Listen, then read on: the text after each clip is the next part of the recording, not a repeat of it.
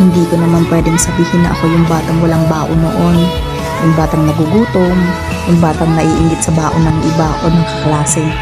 Kasi ako yung batang napakaswerte sa magulang dahil lahat ng gusto ko, binibigay ng mga magulang ko. Kahit hindi ko hingin, bikusa nilang binibigayan sa akin, sa amin ng mga kapatid ko. Nung elementary ako, hatid sundo ako dati ng mama ko.